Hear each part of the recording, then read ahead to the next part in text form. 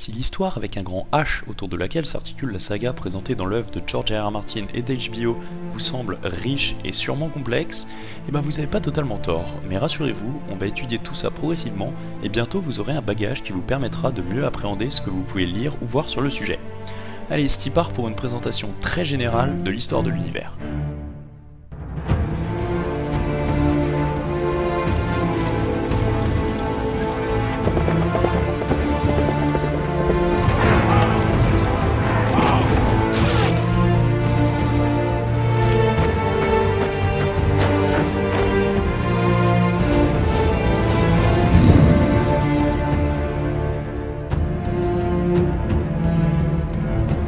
Cet épisode va être de dresser une chronologie globale des événements de l'univers de Song of Ice and Fire, afin que vous puissiez avoir des points de repère historiques sur ce qu'on va étudier ensemble dans les prochaines vidéos. Et vous allez me dire, qu'est-ce qu'il faut pour commencer à dresser une chronologie? Eh bien vous l'aurez deviné, il nous faut une date, ou plus précisément une année à partir de laquelle on va situer les événements. Alors pour la majorité d'entre nous, on utilise la naissance de Jésus comme année repère de notre calendrier, bien qu'a priori il soit né en -7 ou -6 avant lui-même, mais ça c'est une autre histoire. Au passage, pour la petite anecdote, il n'existe pas d'année 0, quel que soit le calendrier. On passera toujours directement de l'an -1 à l'an 1. Alors en soi, ça changera pas grand chose, mis à part le fait qu'un siècle durant 100 ans exactement, eh bien tous les siècles, voire même les millénaires, commenceront au 1er janvier de l'année finissant par un 1.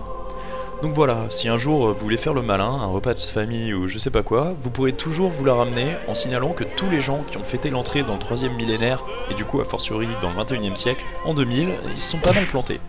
D'ailleurs, George R.R. Martin lui-même est coupable de cette erreur puisqu'il écrit dans A Storm of Swords, qui est le 3e bouquin de la saga, qu'intervient le premier jour du 3e siècle en 300 AC. Enfin bref, revenons à nos dragons, et vous vous demandez sûrement la signification du terme que je viens d'employer à l'instant, AC. Eh bien, il faut savoir que dans l'univers de Song of Ice and Fire, et à partir de maintenant dans toutes ces vidéos, les années sont comptabilisées à partir du couronnement d'Aegon Ier Targaryen, qui marque la fin de sa conquête d'unification de Westeros et la fondation de sa dynastie. Ainsi, les années seront nommées années BC, ou Before the Conquest, ou AC, After the Conquest, à partir de cette date. Tous les événements de l'histoire qui nous intéressent sont contenus dans un intervalle de temps d'environ 12 000 ans. La date actuelle, entre guillemets, c'est-à-dire l'année où commence le premier livre et le premier épisode de la série, est située en 298 après la conquête. On peut diviser grossièrement cette chronologie en 4 grandes périodes historiques distinctes, séparées chacune par des événements qui ont changé radicalement la face de Westeros. On ne sait pas quand débute la première période, appelée Dawn Age, ou Âge de l'Aube. Westeros était alors peuplé par un certain nombre de créatures aujourd'hui disparues, et la magie y avait une place omniprésente. Sur le continent vivaient depuis des milliers d'années déjà les Enfants de la Forêt, une espèce d'individus de petite taille qui vénéraient des dieux de la nature, les Old Gods. C'est environ 12 000 ans avant la conquête que s'effectue la première migration de population qui entraînera la fin de cette ère. Les First Men, un peuple humain de l'âge de bronze venu d'Essos, s'installa sur Westeros en passant par une étroite bande de terre aujourd'hui sous les eaux, le bras de Dorne. C'est après environ 2000 ans de lutte avec les Children que ces deux races signèrent le pacte, mettant fin à la guerre et de ce fait au Dawn Age. L'écriture ayant été introduite à proprement parler sur Westeros des milliers d'années après ces faits, les dates sont bien sûr totalement approximatives. Et il s'ensuit alors une période d'environ 4000 ans, durant laquelle les First Men vont occuper Westeros et fonder des centaines de royaumes indépendants plus ou moins importants. On appelle cet âge l'Age of Heroes. Cette période doit son nom aux nombreux récits mythiques narrant les aventures fantastiques d'un certain nombre de héros légendaires. De nombreuses grandes familles et maisons de Westeros d'ailleurs ont été fondées et ont acquis leur notoriété durant cette période. Cette période prendra fin environ 6000 ans avant la conquête, avec un événement fondateur de la culture westerosi telle qu'on la connaît aujourd'hui. Les Andals, un peuple originaire du nord d'Essos, traversent en effet la Narrow Sea pour envahir le continent.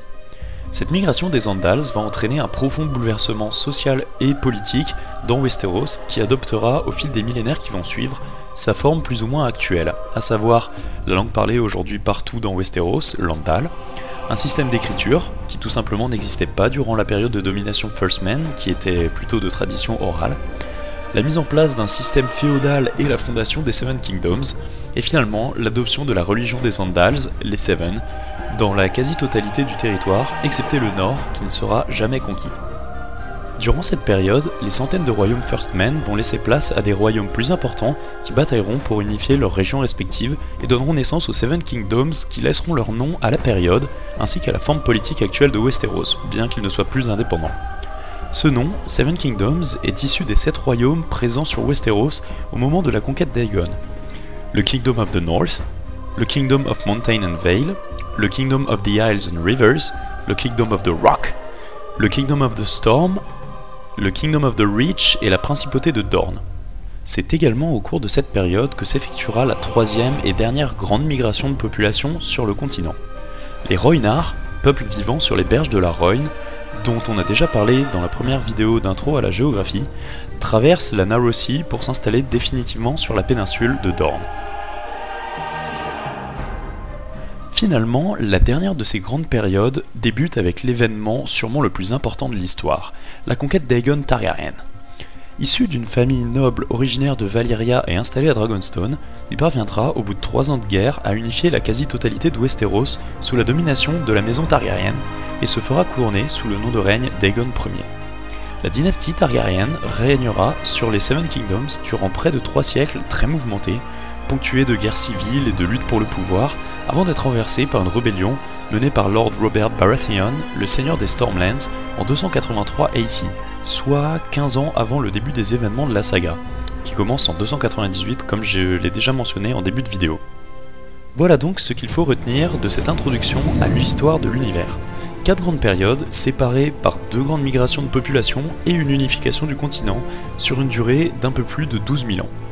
Bien entendu, plus l'histoire est récente, plus nous aurons de choses à étudier, les traces écrites ne couvrant que les périodes après l'invasion des Andals. Je vous remercie d'avoir suivi cette vidéo et de vous intéresser à cet univers passionnant. Je vous dis Valar Morghulis à tous et à très bientôt pour une prochaine vidéo dont le thème sera les populations, les ethnies et les religions du continent.